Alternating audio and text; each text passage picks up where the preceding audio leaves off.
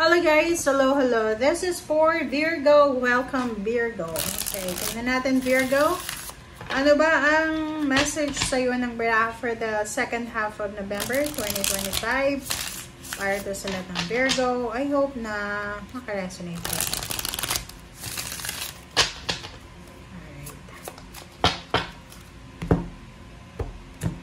Alright. Virgo. Okay, Page of Cups, Ace of Swords, Four of Cups, Knight of Cups, Three of Pentacles, and Five of Wands. Alright, so let's check. Okay, Virgo, Three of Pentacles and Five of Wands. Nako, Virgo. Ang nakikita ko sa'yo dito sa barahang to, medyo nahihirapan ka. Sobrang competition. Are you a business person? Kasi kung business person ka, posibleng nahihirapan ka ngayon sa iyong business. Pwedeng medyo hindi maganda ang takbo ng business mo for the second half of November. And yung Five of Wands na to, there's a conflict eh. Okay? Possible na magkaroon ka ng conflict or pwedeng kaaway, gulo, or pwede kang merong involved dito na kaso. Pwedeng may magkaso sa'yo, ganito, ganyan.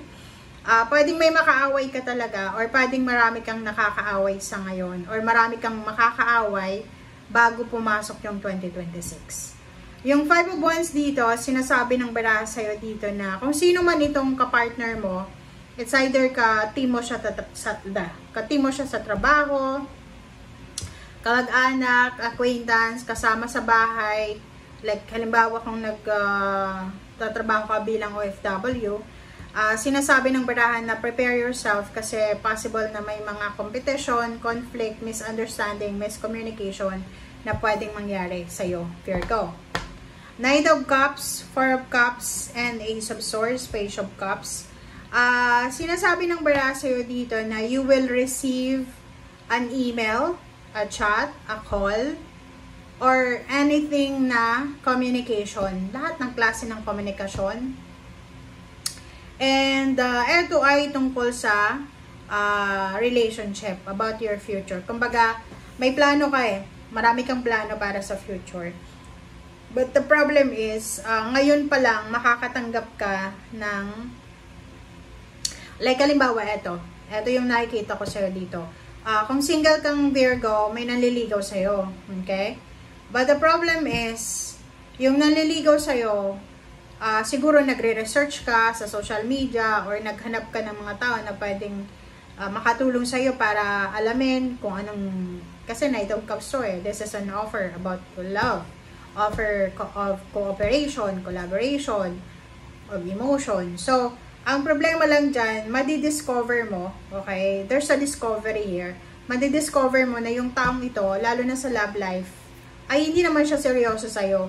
Pwedeng may asawa siya, or pwedeng may kasama siya kalibin, or pwedeng may karelasyon. Lalo na kung babae ka na Virgo. Sinasabi ng baraha sa'yo dito na doon sa mga Virgo na nag-aantay, okay, nag-aantay kayo ng relasyon, or karelasyon, yung parang gusto mo nang mag-asawa or gusto mo nang magkaroon ng relationship or pwedeng gusto mo nang magpakasal, sinasabi ng baraha sa'yo dito na posibleng maantala siya. Okay? There's a Page of Cups here, pero you need to, parang sinasabi na go with the flow lang muna tayo. So, wag kang magmamadali. Okay? Thank you. Alright, Virgo.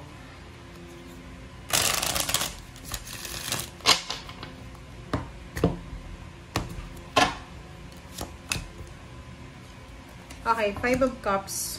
Yun. Nakikita ko sa'yo dito, naka-reverse yung Four of Pentacles eh. So, sinasabi ng baraha sa'yo dito na sa last 2 weeks ng November, going to December siya ha. December, nakikita ko sa'yo dito na sobra-sobra yung panghihinayang mo eh. Regrets. Sobrang panghihinayang ang mararamdaman mo. Bakit? Maybe you are planning to celebrate, diba? To travel, parang ganun. Yung halimbawa na last January, diba, yung pagpasok ng 2025, nakatatak sa isip mo na this year, bago matapos yung taon, kailangan makapag-save ako ng pera eh. Diba? This one. Four of Pentacles na reverse. Diba? Kailangan mong makapag-save. Yung parang yun yung motivation mo. Motivation mo na by the end of the year, or bago matapos yung, or maybe January of 2026, parang iniisip mo na, or minamanifest mo dati na makaipag-ipon ka ng pera. Okay? Kasi parang gusto mong gusto mong makuha kung ano yung dapat mong makuha. Or yung, depende yung sa'yo kung ano yung rason kung bakit gusto mong makapag-ipon. Pwedeng gusto mong mag-celebrate, mag-travel, or yun, makapag-share ng blessings, parang ganun. But, by the end of November, second half, from November 16 hanggang 30, going to December, 5 of Cups to posibleng manghihinayang ka diba?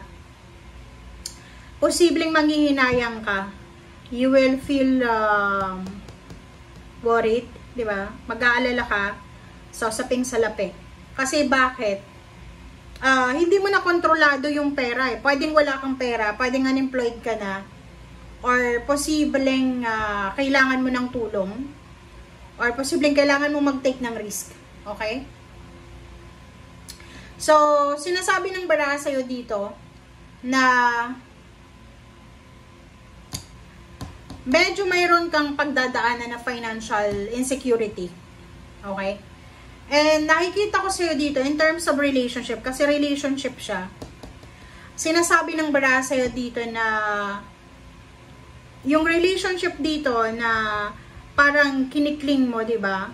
Yung relationship na hindi mo binibitawan, ay posibleng bitawan mo na. So, this one is releasing attachment sa mga past relationship or kung ano man yan, and you are ready to welcome you, diba? Gusto mong makipag-iwalay na siguro kasi hindi na nag-work out, parang ganon.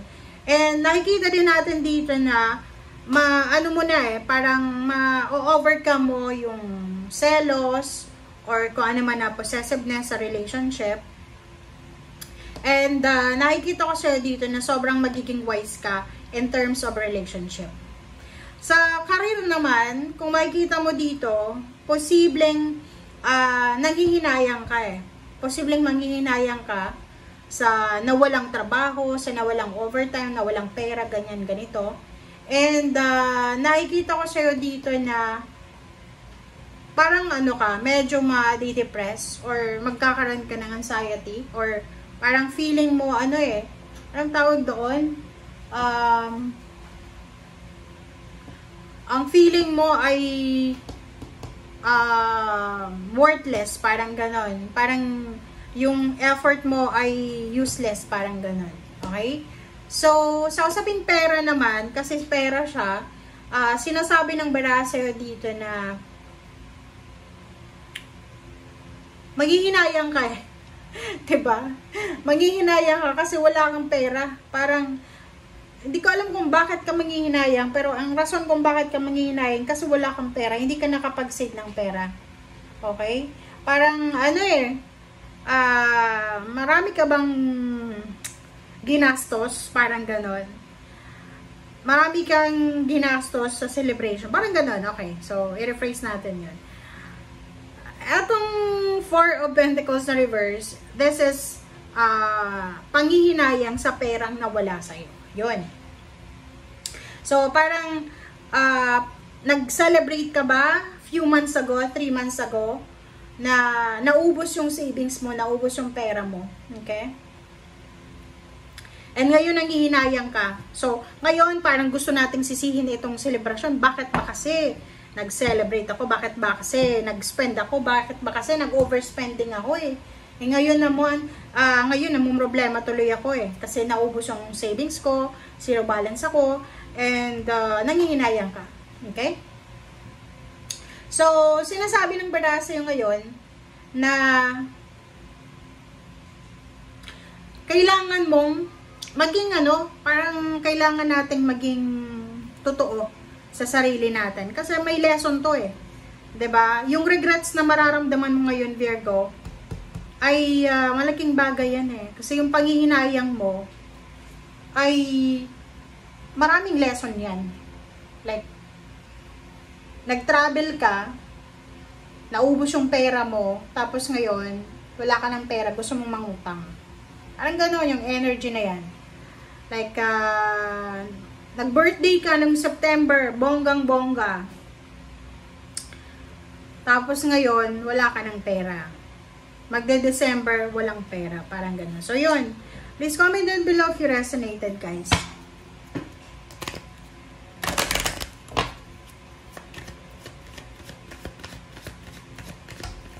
Kita ko dito, parang yun, pwedeng isang rason kung bakit ka nangihinayang. Kasi wala kang sweldo, wala kang sisweldohin. Kasi pwedeng nag-resign ka. Resign ka ba? Kasi ito away to eh. Pwedeng nawalan ka ng kakampi.